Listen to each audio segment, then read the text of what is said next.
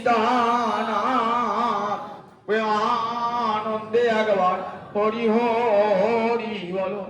নিতাই গৌরী সীতানাথ প্রেমানন্দে একবার হরি হরি বলো।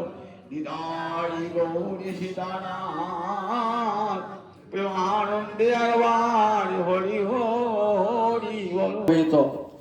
ভক্তবৃন্দের চরণ আমার কোটি কোটি দণ্ডবত প্রণিপাত। রাধারানী আজ মাধুর বিরহে, কৃষ্ণ বিরহে, বিরহের চরম দশায় উপস্থিত রাধা। বিরহে মান দশা দেখা দিয়েছে। মোহন ভাববতী রাধারানীর প্রেমের সমুদ্রে অসংখ্য তরঙ্গ। এই তরঙ্গগুলিকে রসশাস্ত্রে বলা হয়েছে সঞ্চারী ভাব বা ব্যভিচারী ভাব। ব্যভিচারী শব্দটির অর্থ বিশেষেণ আভিমুখ্যেন চরন্তি স্থায়ীনং প্রতি। স্থায়ী ভাব যে কৃষ্ণ রতি, কৃষ্ণ প্রেম, কৃষ্ণ ভালোবাসা, তার দিকে বিশেষ রূপে যে ভাবগুলো সঞ্চারিত হয় তাদেরকে বলে ব্যভিচারী ভাব, অপর নাম সঞ্চারী ভাব। এটি রসশাস্ত্রের একটি পরিভাষা। আমরা এমনি কথা থেকে লৌকিক ব্যবহারে ব্যভিচারী কথাটা খুব খারাপ অর্থে ব্যবহার করি, তো কিন্তু রসশাস্ত্রে কতগুলো পরিভাষা আছে। ব্যভিচারী ভাব মানে বিশেষেণ আভিমুখ্যেন চরন্তি স্থায়ীরং প্রতি। বিশেষ রূপে অভিমুখে যাচ্ছেন কার? স্থায়ী ভাবের অভিমুখে। স্থায়ী ভাব নিয়ে কৃষ্ণ প্রীতি, কৃষ্ণ ভালোবাসা, এটি রাধারণীর অন্তরের স্থায়ী ভাব। সেই স্থায়ী ভাব সম্বন্ধে অসংখ্য তরঙ্গ একবার উঠছে, একবার নামছে। উন্মজ্জন্তি নিমজ্জন্তি স্থায়িনী অমৃত বারিধৌ। উজ্জ্বলনীমণি বলছেন উন্মজ্জন্তি একবার ঢেউ উঠছে, আবার নিমজ্জন্তি মিলিয়ে যাচ্ছে। কোথায়? স্থায়িনী, স্থায়ী ভাব সমুদ্রে।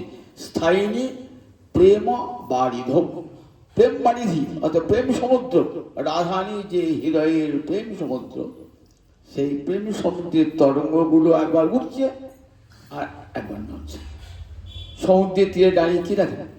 তরঙ্গটা একবার উঁচু হয়ে উঠল, আবার সেই তরঙ্গটা মিলিয়ে গেল। এই রাধারানীর প্রেম সমুদ্রে বিরহের একটা বড় দেখার তরঙ্গ দেখা দিয়েছে। তরঙ্গতে কতগুলো সঞ্চারী ভাব দেখা দিয়েছে। এই যে শ্লোকটি আজ শোনব আপনাদের, এই শ্লোকটিতে নির্বেদ ভাব। নির্বেদ মানে ঔদাসীন্য। আর কৃষ্ণের সঙ্গে আমি কোনো সম্পর্ক রাখতে চাই না। আর কোনো সম্পর্ক, আগের শ্লোকে বলেছেন যেন ভ্রমরটা রাধারানীর চরণে পড়েছেন। হে দেবী, মানুষ মাত্রই ভুল করে থাকে, দোষ করে থাকে, আর সেগুলো তো ক্ষমা করা ধর্মমতের ধর্ম, ক্ষমা করা দেবতার ধর্ম। আমার প্রভু যদি ভুলই করে থাকে ক্ষমা করবেন না? তখন রাধারানী কি বলেছেন? দেখ, তার সঙ্গে আর কোনো মতেই সন্ধি স্থাপন সম্ভব নয়। কিন্তু সন্দেহ তসমিন, তার সঙ্গে আর কোনো প্রকার সন্ধি স্থাপন সম্ভব নয়। কতবার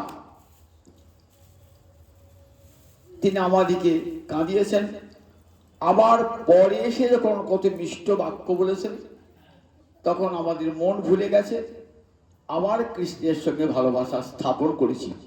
কিন্তু দেখলাম বারবার আমাদের সঙ্গে এইভাবে চাটুকারিতা করেছেন। সুতরাং কৃষ্ণের সঙ্গে আর কোনো প্রকার আমাদের সম্পর্ক সম্ভব নয়। দেখছেন ভ্রমরটা গুনগুন গুনগুন করছে।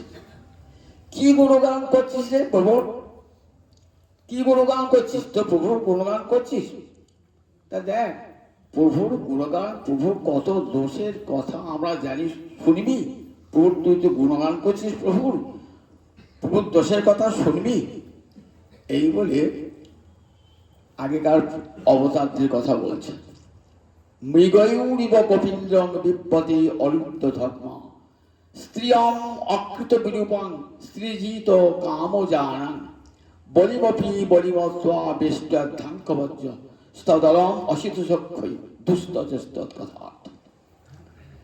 তুই তোর প্রভুর গুণের কথা বলছিস, দোষের কথা জানিস না, আর দোষের কথা বললেও তুই শুনবি না। শোন, তোকে ভালো করে বলছি, শোন, তোর প্রভুর দোষের কথাগুলো শোন। আমাদেরকে তার গুণ গাইতে আসবি না, আমরা তার দোষের কথা অনেক জানি। কি দোষ? মৃগয়ুরিব কপীন্দ্রং বিপদে অলুপ্ত ধর্ম। মৃগয়ু মানে ব্যাধ, কপীন্দ্রং মানে কপি রাজা অর্থাৎ বানরদের রাজা বালি, বিপদে তাকে বধ করলেন। ঠিক কেমন না, ব্যাধের মতো অলুপ্ত ধর্ম। নিজে ব্যাধ না হয়েও ব্যাধের আচরণ করলেন। রামচন্দ্র তো ক্ষত্রিয়, ক্ষত্রিয় রাজা কি ব্যাধের অনুসরণ করে? আবার দেখো, লোকে মৃগয়া করতে গিয়ে হরিণ বধ করতে পারে, অন্য পশু বধ করতে পারে, বানরকে কখনো বধ করে না। কারণ বানরের মাংস ভক্ষ নয়, বাজারে তার বিক্রিও হবে না। সুতরাং অলুপ্ত ধর্মা, ব্যাধ না হয়েও ব্যাধের চেয়েও হীন আচরণ করেছেন রাম অবতারে। মৃগয়ু রিব কপীন্দ্রম, বালিরাজকে বধ করেছেন। সুতরাং দেখ, এই বালি বধ তার জীবনে একটা কলঙ্ক হয়েছে। আবার কি শোনাচ্ছিস? আবার দেখ রাম অবতারে কি করেছে না, স্ত্রিয়ম অকৃত বিরূপাং স্ত্রী জিত কাম জানাং। স্ত্রিয়ম অকৃত বিরূপাং, একটা নারীকে রাম অবতারে তার নাক কান ছেদন করে তাকে অকৃত বিরূপাং, তাকে বিরূপ করেছে, বিরূপা করেছে। শূর্পণখা রাবণের ভগিনী। রামচন্দ্র যখন পঞ্চবটী বনে, তখন রাবণের ভগিনী শূর্পণখা এসেছে। রামচন্দ্রের নবদুর্বাদর স্নান, রামচন্দ্রকে দর্শন করে ভালো লেগেছে, বলছে তুমি আমাকে বিয়ে করবে? রামচন্দ্র বলছে দেখো আমার সঙ্গে পত্নী আছে, দ্বিতীয়বার বিয়ে আমি তো করবো না। তা যাও, আমার ভাই লক্ষণ মজা করে বলছে, আমার ভাই লক্ষণে যে বিয়ে হয় না, যে লক্ষণ যদি বিয়ে করে। লক্ষণের কাছে গিয়েছেন, লক্ষণ বলছে এত স্পর্ধা, নাক আর কানটা ছেলে করছেন শূর্পণখা।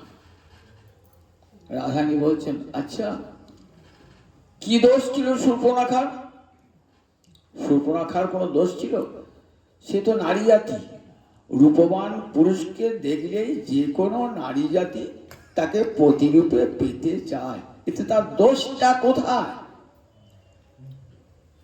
কোনো বরের তার কনেকে পছন্দ হতে না পারে, তাহলে কনেকে বিরূপা করার অধিকার বরের আছে নাকি? কনেকে বিরূপা করার, তার নাক কান কেটে দেওয়ার অধিকার আছে নাকি? তার নাক কান কেটে দিল। আবার যদি জানতাম যে রামচন্দ্র তপস্বী, ব্রহ্মচারী, সন্ন্যাসী, তাহলে একটা কথা ছিল। স্ত্রীজিত, রামচন্দ্র স্ত্রৈণ পুরুষ। কে বলছে দেখুন? স্বয়ং রাধারানী বলছেন, স্বয়ং রাধারানী বলছেন যে স্ত্রৈণ পুরুষ। কিরকম? সঙ্গে নিয়ে এসেছেন নিজের স্ত্রীকে। তপস্বী যদি ব্রহ্মচারী হতেন তাহলে সঙ্গে স্ত্রীকে আনতেন কি? নিজের স্ত্রীকে নিয়ে এসছেন। আবার স্ত্রী তাই না, তিনি স্ত্রী বশীভূত। বললেন সোনার হরিণ চাই, সীতাদেবী বললেন সোনার হরিণটা আমার চাই। বলেন দেখো সোনার হরিণ নয় ওটা, হরিণ কখনো সোনার হয় না, ওটা মায়ামৃগ। কিন্তু সীতাদেবী কিছুতেই শুনলেন না, আমাকে সোনার হরিণ আমাকে এগিয়ে দিতে হবে। তাহলে দেখো, বউয়ের কথায় ওঠে আর বসে যে লোকটা, সেই লোকটা স্ত্রীজিত স্ত্রৈণ সে আবার তো অপর নারী জাতির নাসাকর্ণ ছেদন করে দিয়েছে।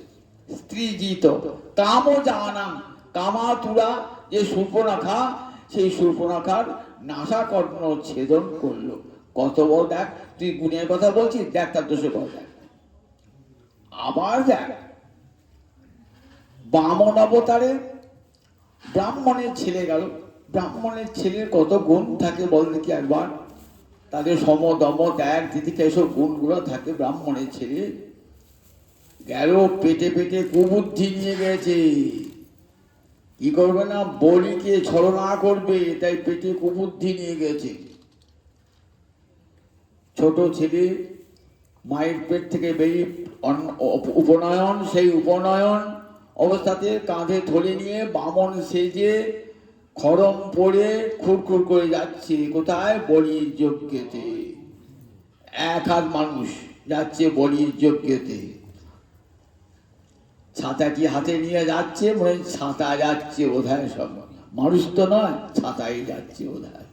এক হাত মানুষ বলির যজ্ঞে চলেছে। বলির যজ্ঞে দিয়ে বলি কত, দেখো বলি কত ভালো, সে অসুর হোক, সে ব্রাহ্মণকে ভক্তি করতো। সে ব্রাহ্মণের চরণ ধুয়ে দিল। ব্রাহ্মণের চরণ ধুয়ে দিয়ে বললেন, কি চান ব্রাহ্মণ, বলুন আপনি, যা চাইবেন তাই দেব।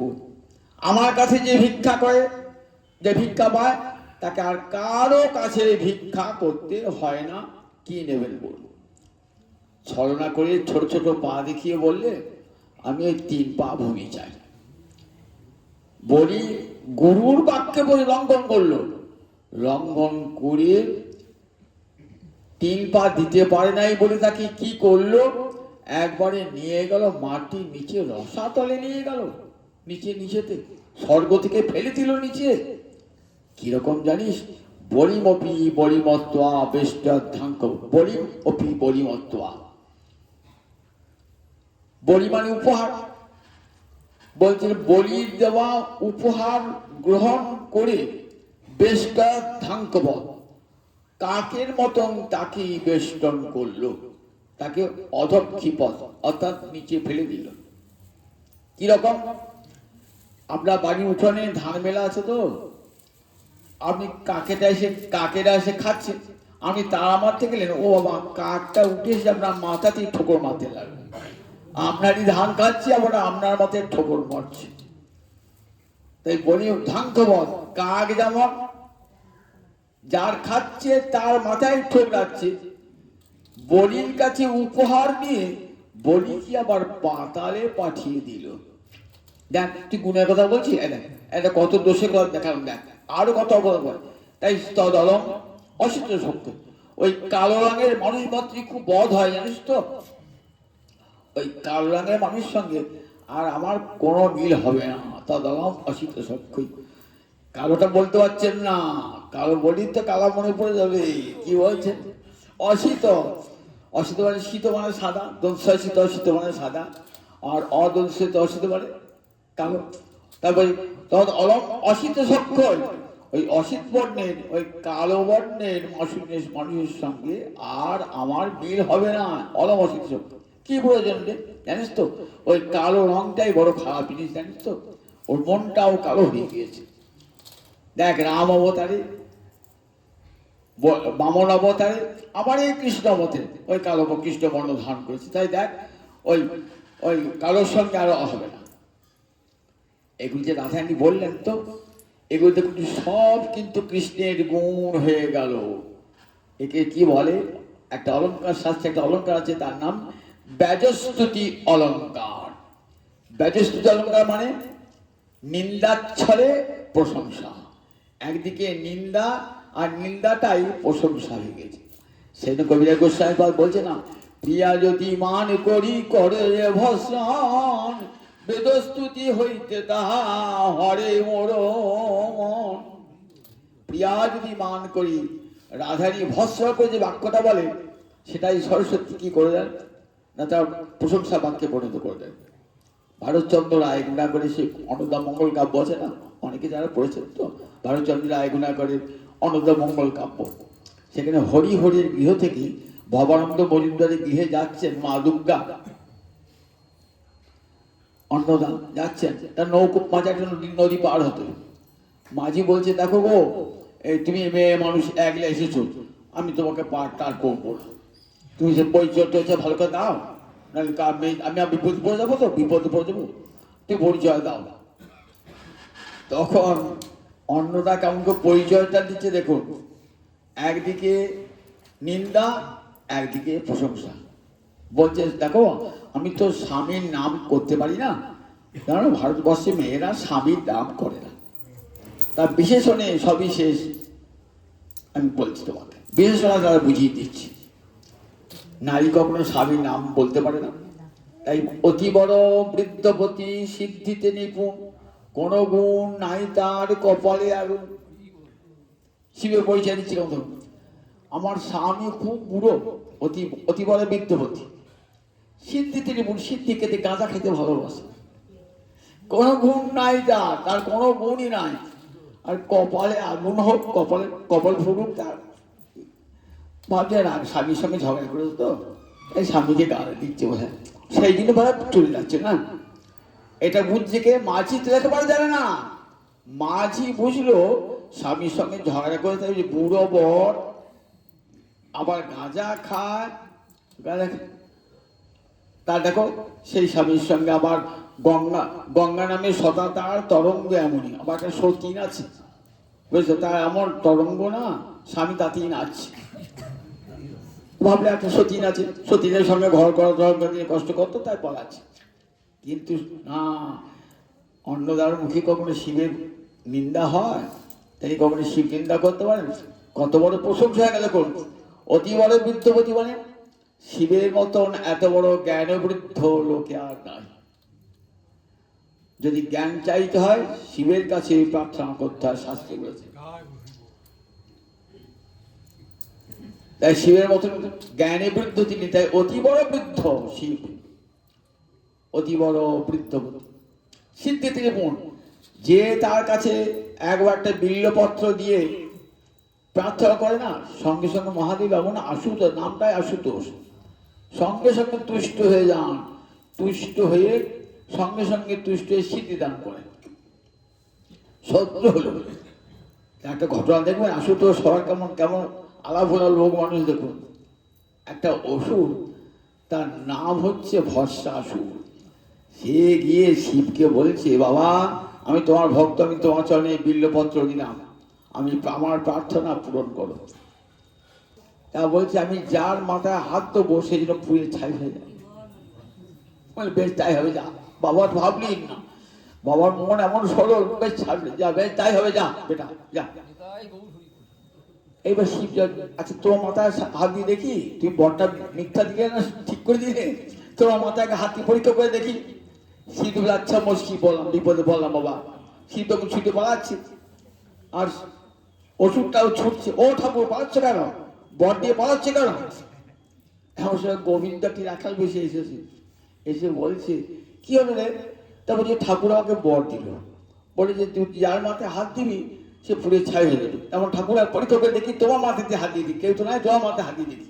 ও ঠাকুর পাচ্ছে, বলে আরে বোকা, ঠাকুরের মাথা হাত দেবে দরকার তো, নিজে নিয়েছি, নিজের মাথা হাত দে, নিজের মাথা হাত দেবে।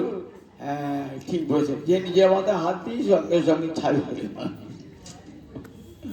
মহাদেব বলে, দেখো এরকম বর দিও না কাউকে, যাকে তাকে আমার বর দিও না, কি বল সিদ্ধি বললি সিদ্ধি দান হয়ে যায়। আশুতোষ তো আর কি বিল্লপত্র দিলি পুষ্ট হয়ে যান, সিদ্ধি দান কর। অতি বড় বৃদ্ধপতি সিদ্ধি দিব, কোন গুণ নাই মানে সত্য রজ তম তিনটে গুণ, কোন গুণ শিবকে স্পর্শ করতে পারে না। গুণহীন মহিষ গড়া ভরে না। আমাদের শিবের স্তোত্রে আছে না, গুণহীন, কোন গুণ অর্থাৎ কোন গুণ সত্য রজতম তিনটে গুণ শিবকে স্পর্শ করতে পারে না। তাই প্রশংসায় গেল, দেখুন গঙ্গা তার মাথায় উঠেছে, গোবিন্দ চরণ ধৌত জল তিনি মাথায় রেখে দিয়েছেন, এগুলি তো শিবের প্রশংসা হয়ে গেল। গুণ নিন্দা নয়, প্রশংসাকে শাস্ত্রে বলে ব্যাজস্তুতি অলঙ্কার। কাব্যে এই অলঙ্কারগুলো, অলঙ্কার, ছন্দ, এইগুলি সব কাব্যের শোভা বর্ধন করে। কাব্যম গ্রাহ্যং অলঙ্কারাৎ। কাব্যকে জানবে, গ্রহণযোগ্য হবে কখন হবে? যখন তাতে অলঙ্কার থাকবে। অনুপ্রাস অলঙ্কার, বাজস্তুতি অলঙ্কার, যমক অলঙ্কার, যারা সাহিত্য পড়ছেন তারা জানে এগুলো সব অলঙ্কারগুলো আছে। একটা কাব্য যখন বিচার করতে হয় না, তার আঙ্গিক বিচার করতে হয়, তার তার ভিতর আন্তর সম্পদ বিচার করতে হয়, তখন ছন্দ অলঙ্কার এগুলো সব লাগে তার আঙ্গিক বিচারে। আর যখন ভাববস্তু বিচার করেন তখন রস কতখানি রসবৈচিত্র্য আছে এগুলো দেখা হয়। দেখেন ভাগবত একটা সুন্দর কাব্য, তো ধনী কাব্য, সর্বোত্তম কাব্য। সেই জন্য কাব্যের বিচার এখানে কেমন সুন্দর সুখদেব অলঙ্কারটি দিয়েছেন, বাজস্তুত অলঙ্কার। রাধা নিয়ে নিন্দা করছেন, কিন্তু নিন্দাটা কৃষ্ণের প্রশংসা হয়ে যাচ্ছে। প্রথমে কি বলেন? মৃগয়ুরিব কবীন্দ্রং বিপদের অরুদ্ধ ধর্মা। তোর প্রভুর গুণের কথা বলছিস? বানর বা রাজ বালিকে বধ করলো অকারণে, অকারণে নয়, ভালো করে জেনে রাখুন। বালিকে রামচন্দ্র অকারণে বধ করেন নাই। বালি বধ তার জীবনে একটা বড় গুণ। রামচন্দ্রকে কি বলা হয় বলুন দেখি? মর্যাদা পুরুষোত্তম, মর্যাদা পুরুষোত্তম। কৃষ্ণকে কি বলে? লীলা পুরুষোত্তম। গৌরহরিকে কি বলে? প্রেম পুরুষোত্তম। এই তিনটি মনে রেখে দেবেন। রামচন্দ্র হলেন মর্যাদা পুরুষোত্তম, আর তার সব সময় রাজধর্মের মর্যাদা রক্ষা করে চলেছেন। রাজা হয়েছেন তো রাজধর্মের মর্যাদা সব সময় রক্ষা করে চলেছেন। তাহলে এটা তার গুণ হলো না দোষ হলো? বালিকে বধ করলেন কখন? রামচন্দ্র লক্ষ্মণ যখন সীতার অন্বেষণে বার হয়ে ঋষ্যমুখ পর্বতে এসে উপস্থিত হয়েছে। ঋষ্যমুখ পর্বত, সেখানে দুই ভাই রয়েছেন। বর্ষাকাল এসে গেছে, এখন লঙ্কায় যুদ্ধ যাত্রা সম্ভব নয়। বর্ষাকাল চলে গেলে যুদ্ধ আরম্ভ হবে, তার যুদ্ধের প্রস্তুতি হচ্ছে। এদিকে সুগ্রীব, বালির এক ভাই ছিল সুগ্রীব। বালি কোথাকার রাজা ছিল? কিষ্কিন্ধা, এখন যাকে কর্ণাটক বলে, ব্যাঙ্গালোর বলে, কিষ্কিন্ধা ছিল। কিষ্কিন্ধা এটি ছিল বালির রাজ্য, ছিল কিষ্কিন্ধা। সেখানে নিজের ভাই সুগ্রীবকে মেরে তাড়িয়ে দিয়েছে। সুগ্রীব এসেছে কোথায়? বালি রাজার ভয় যদি মেরে দেয়, ভয়ে এসে ঋষ্যমুখ পর্বতে লুকিয়েছে। সুগ্রীবের সঙ্গে কিন্তু হনুমানও আছে। ভাবছেন রাম লক্ষ্মণকে দেখে তারপর সন্দেহ হয়েছে যে এর আবার বালির লোকরা তো আমাকে মারবে না তো। হনুমান তুই জেনে এসে দেখি। হনুমান গিয়ে ভালো করে জেনে শুনে জেনেলেন, বলে যে না, এরা রাবণের বিরুদ্ধে যুদ্ধ করতে চায়। রাবণ সীতাকে অপহরণ করেছিল, সীতার বিরুদ্ধে রাবণের বিরুদ্ধে যুদ্ধ করতে চায়। তো ঠিক আছে, হনুমান বললেন দেখো সুগ্রীব, যদি এনার সাহায্য নাও না, তাহলে তুমি তোমার রাজ্য পুনরুদ্ধার করতে পারবে, দাদাকে হারিয়ে তুমি সিংহাসনে বসতে পারবে। বলে ঠিক আছে, তুমি দৌত্যগিরি করো। দুধগিরি করলেন হনুমান, এবং সুগ্রীবের সঙ্গে রামচন্দ্রের মিতালি স্থাপন করলেন।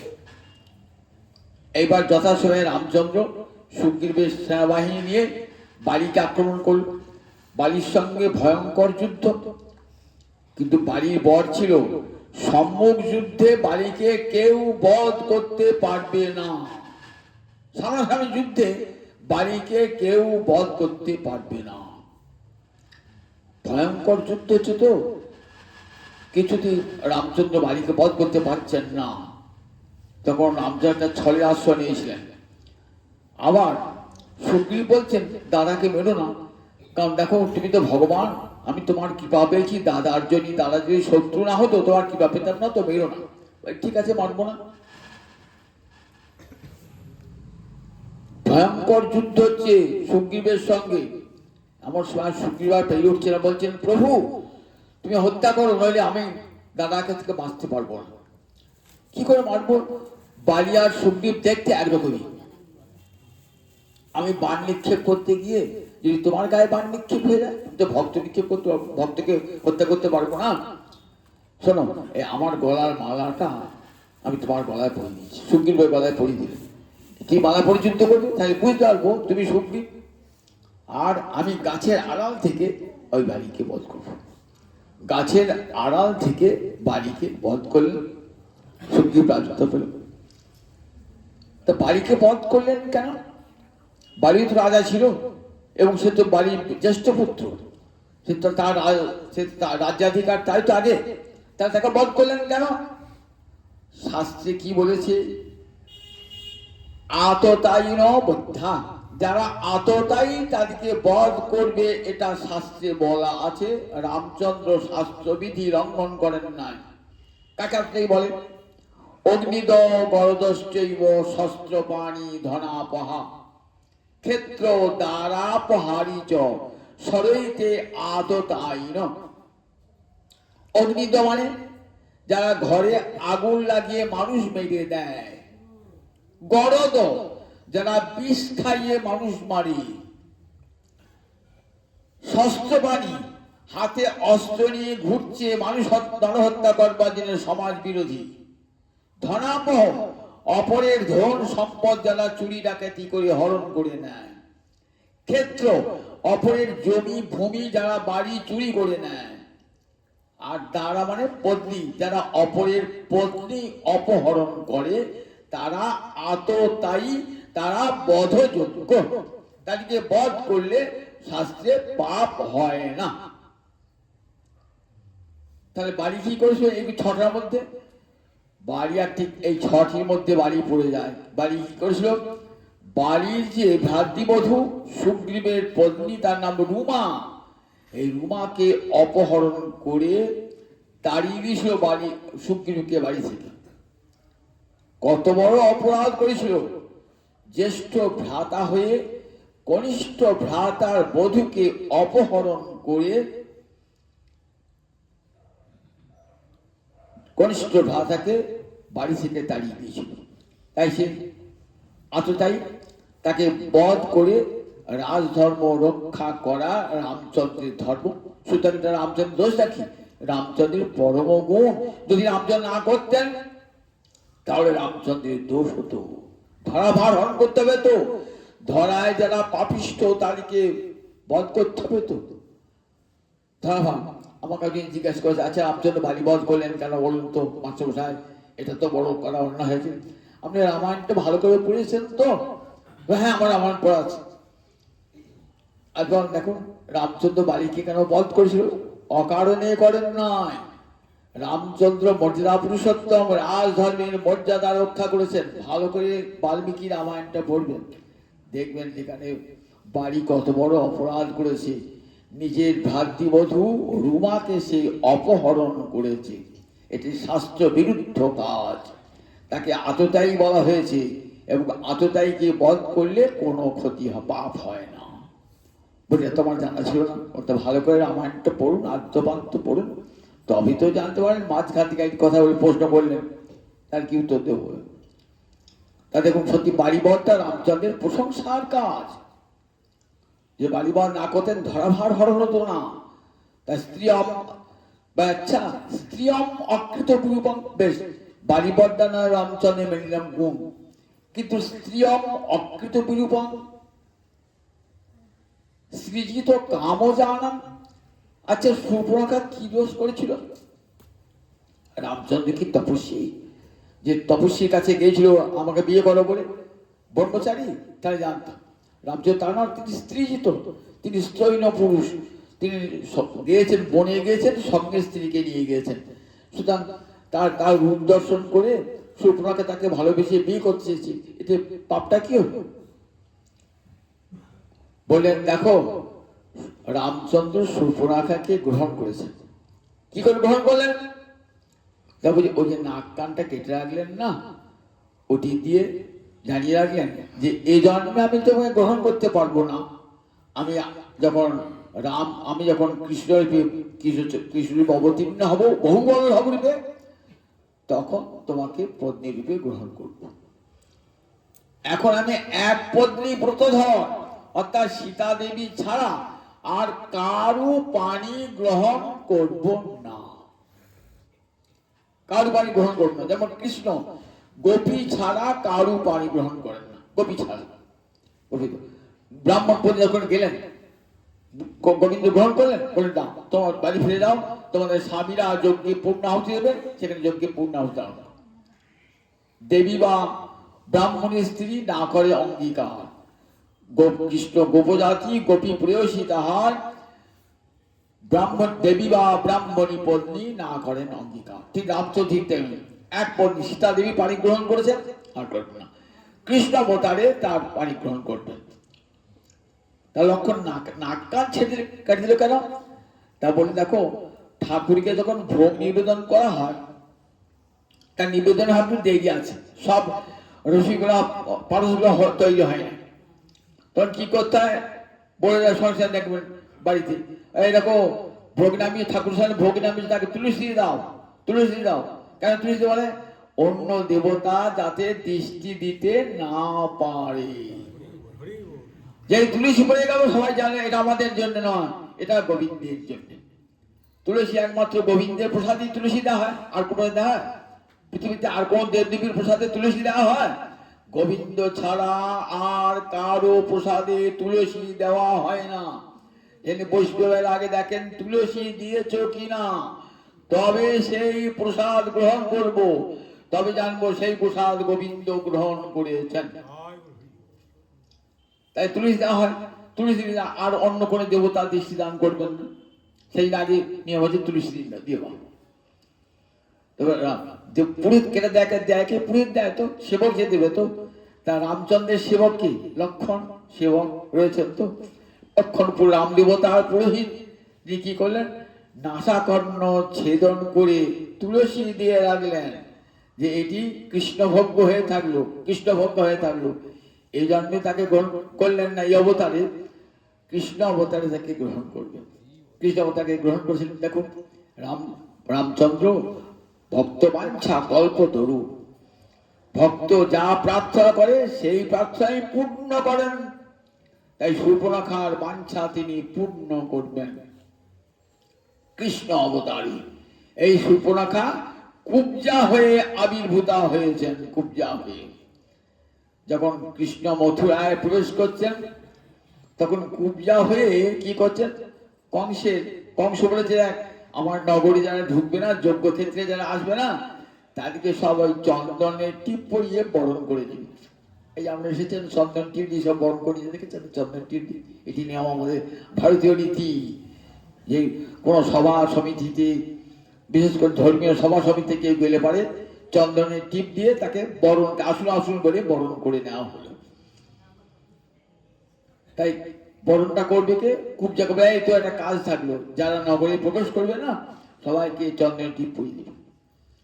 কৃষ্ণ বলরাম যাচ্ছেন তো অক্রুর রথ টানছে, চিনতে পেরেছেন গোবিন্দ অন্তর্যামী তো, চিনতে পারবেন না?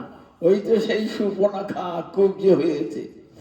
রসিকতাকার বলছেন, আমাদের দুই ভাইকে পড়াবে না, টিপ দেবে না, নেমে এসো। কি করে দেবো? আমি তো কুবজি, উপরে উঠে দিতে পারবো? রথে ফিরে আছো। কৃষ্ণ বলরাম নেমে এলেন, বলরামকে দাদা, বলরামকে আগে চন্দনের টিপ পরিয়ে দিলেন। এইবার কৃষ্ণকে দিতে যাবেন। কৃষ্ণকে যখন দিতে যাবেন না, তখন কৃষ্ণ নিজের চরণ দিয়ে কুব্জার দুটি চরণ চেপে ধরলেন, আর চিমুকটি টেনে ধরলেন, সঙ্গে সঙ্গে কুব্জা অপূর্ব রমণী, অপূর্ব, শুধু কুব্জা নয়, অপূর্ব সুন্দরী রমণী। বলে তুমি আমার গৃহে চলো। বলে এখন নয়, কংস বধের পর আমি তোমার গৃহে যাব। কংস বধের পর তার গৃহে গিয়েছিলেন, তার বাঞ্ছা পূর্ণ করেছিলেন। বলছেন তোমাকে আমি ছাড়বো না। বলেন ঠিক আছে, আমি তোমার কাছে চিরদিন থাকবো, তুমি একবার চক্ষু মুদ্রিত করো। চক্ষু মুদ্রিত করলেন, মদন মোহন মূর্তিতে মদন মোহন বলে এই মূর্তির সেবা করো। কুব্জা সেই মদন মোহন মূর্তির সেবা করো। এখনো সেই মদন মোহন রয়েছেন। কোথায় আছে বলনি? করৌলিতে মদন মোহন। ওই মদন মোহন কুব্জার সেবিত বিগ্রহ। পরে এটি মদন মোহন কোথায় ছিল দেখুন, সনাতন গোস্বামী পাদ এই মদন মোহনকে নিয়ে আসেন কোথায়, মথুরার চৌবের দামোদর চৌবের পত্নীর কাছ থেকে নিয়ে আসেন এই মদন মোহনকে। আজও বৃন্দাবনে যে মদন মোহনের মন্দির আছে না, সর্বাপেক্ষা প্রাচীন মন্দির, সেখানে একটা মদন মোহন আছে, কিন্তু আসলে মদন মোহনটি চলে গেছেন ওখানে। এই মদন মোহন কুব্জার সেবিত বিগ্রহ। তাহলে দেখুন, কুব্জাকে ভগবান যে নাসাকর্ণ ছেদন করলেন, এটা কি তার দোষ নাকি? এটাও তার বড় গুণ, এটা তার দোষ নয়, তার বড় গুণ এটা। কুব্জাকে ভক্তবাঞ্ছা কল্পতরু ভগবান, শুধু তাই নয়, ধারাভার হরণ করতে হবে তো, তাই রাবণকে বধ করতে হবে। রাবণকে বধ করার জন্য এই রাবণের মন সুপ্রখাকে আগে নাসাকর্ণ ছেদন করে নিমন্ত্রণের চিঠি পাঠালেন, রাবণ এসো, তোমার সঙ্গে যুদ্ধ হবে আমার। তাহলে এটা তার বড় গুণ। তাহলে দেখুন, রামচন্দ্র রাবণকে বধ করবার পূর্বেতে সুর্পনখার নাসাকর্ণ ছেদন করছেন। উদ্দেশ্য রাবণ বধ তো রামচন্দ্রের উদ্দেশ্য, কারণ রাবণ সীতাকে অপহরণ করেছে, তাই রাবণকে বধ না করে ধারাভার হরণ হবে না, রাবণকে বধ করতেই হবে। রাবণকে বধ করার একটা সূত্র হলো ওই সুর্পনখার নাসাকর্ণ ছেদন। রাবণকে বধ রামচন্দ্র করে ধারাভার হরণ করবার জন্য রাবণকে বধ করবেন তো। আচ্ছা, রাবণ সীতাকে পঞ্চবটী থেকে অপহরণ করেছে তো, অনেকেই জানেন রাবণ সীতাকে অপহরণ করেছে। এখন গৌরহরি যাচ্ছেন কোথায়, দক্ষিণ দেশ যাচ্ছেন, এখানে দেখছেন রাম ভক্ত ব্রাহ্মণ আছে। রাম ভক্ত ব্রাহ্মণ গৌরহরিকে নিমন্ত্রণ জানিয়েছেন, তাহলে দুপুরবেলা ভোজন করাবে। অনেক বেলা হয়ে গেছে, বেলা 2টা বেজে গিয়ে, তখন কিছুই রান্নাই চাবে না। মহাপুরুষ বলছে, কই গো, কিছু রান্না পাঠটা করো, রান্নার পাঠটা তো কিছু দেখছি না। তা বলছে, আমার প্রভু তো বনবাসী, লক্ষণ গিয়েছে ফলমূল নিয়ে আসুক, তবে তো রান্না বাটি হবে। দেখলেন কত বড় ভক্ত, মনে মনে ভাবছেন এখনো পর্যন্ত লক্ষণ আমার গিয়েছে, লক্ষণ বন থেকে কাষ্ঠ সংগ্রহ করে আনবেন, জ্বালানি আনবেন, সেখানে ফলমূল আনবেন, তবে তো পাক হবে। অনেক পর মহাপ্রভুকে ভোজন করে খাওয়ালেন, খাইয়ে বল, নিজে খেলেন না। তুমি খেলে না কেন?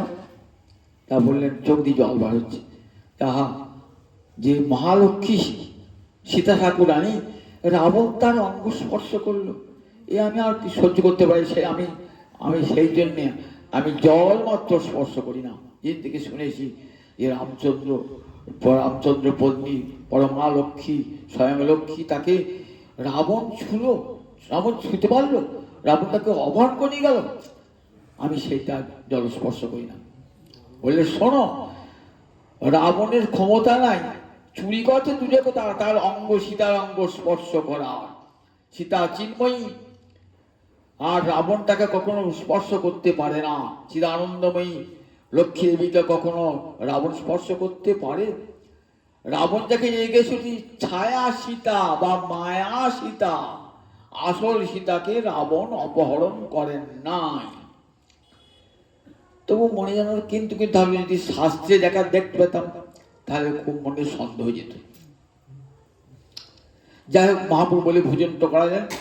মহাপ্রভু তারপরে গেলে কোথায়, সেতুবন্ধ রামেশ্বর, সেখানে গেছিলেন, পূর্বপুরার পাঠ হচ্ছে, সেখানে ঠিক ওই কথাটাই বলছে যে রাবণ যখন এলেন সীতা দেবীকে হরণ করতে, তখন সীতা দেবী অগ্নির আশ্রয় গ্রহণ করলেন।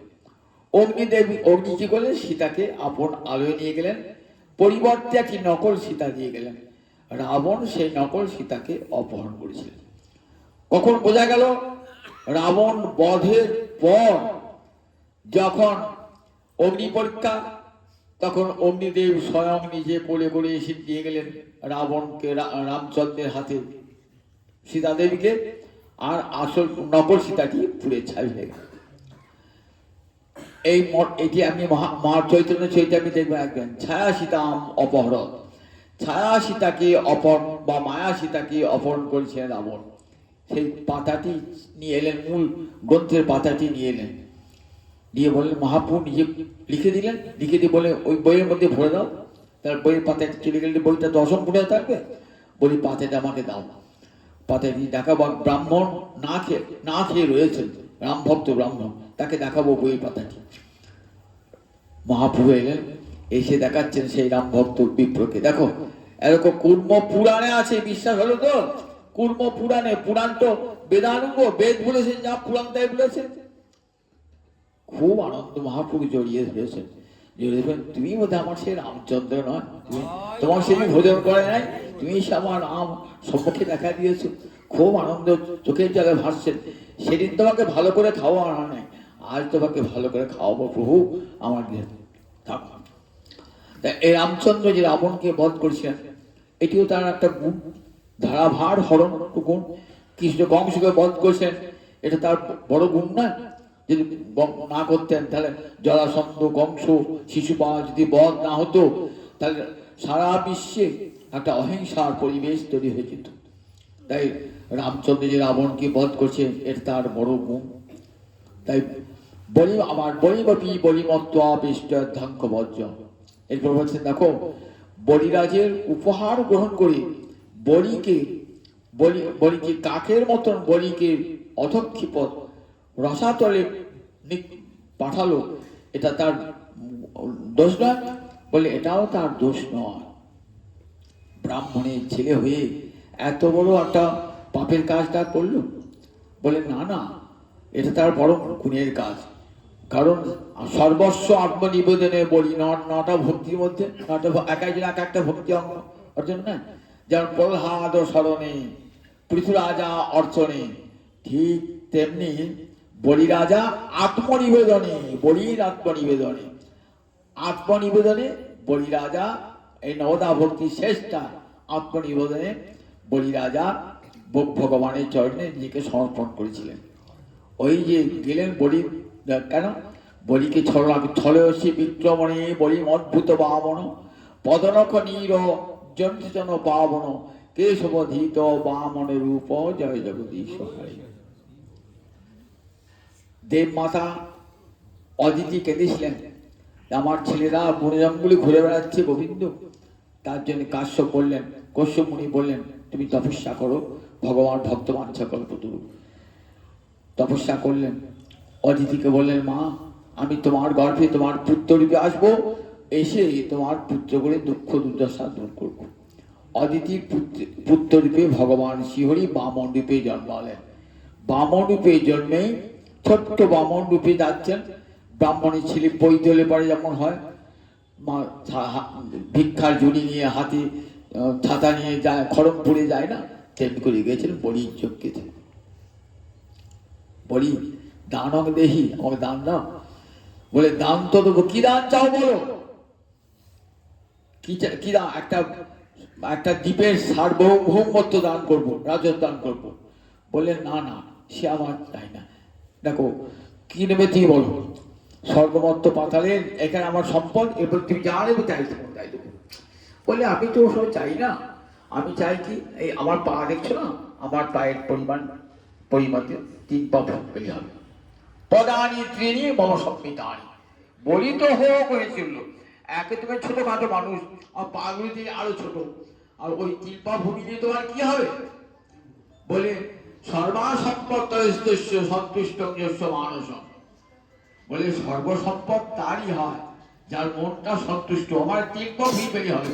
ভালো করে দেখো, চিন্তা করে দেখো, ছোট ছেলে তো বুঝতে পারছো না, 3 পা ভূমি নিয়ে কি হবে?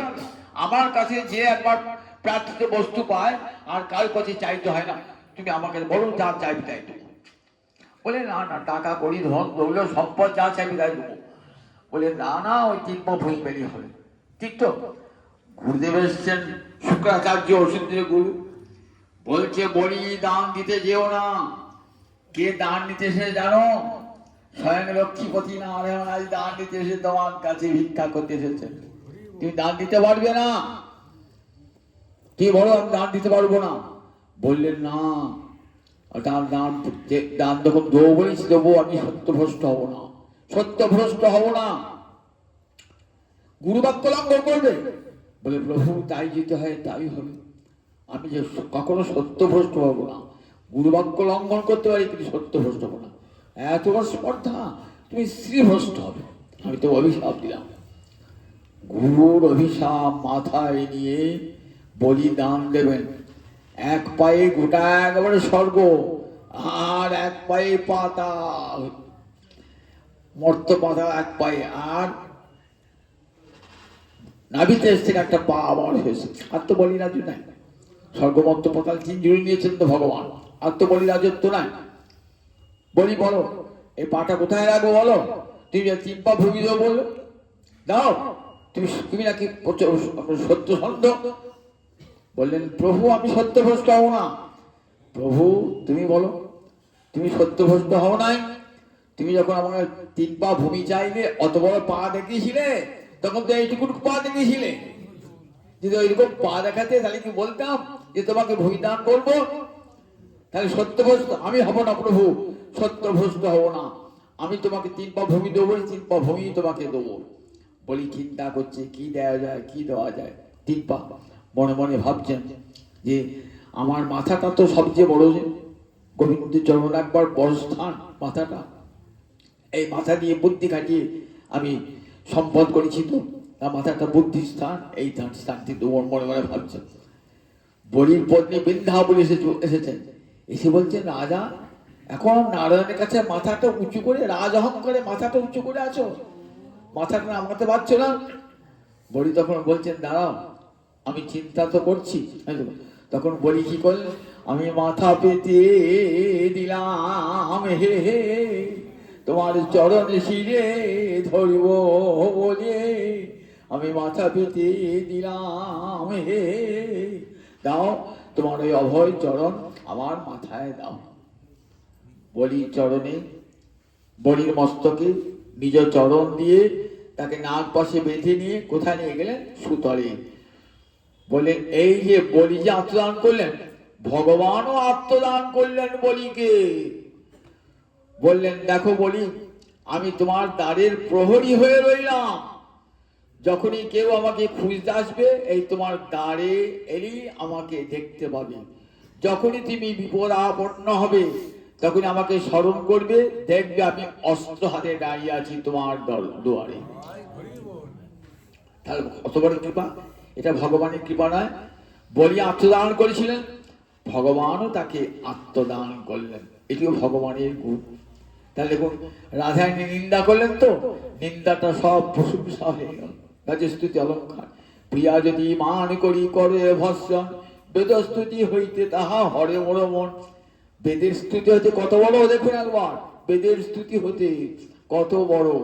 বললেন রাধারানী যে নিন্দা, রাধারানী চিন্ময়ী, তার মুখ হতে যে বাক্য বার হবে সেটা চিন্ময় বাক্য।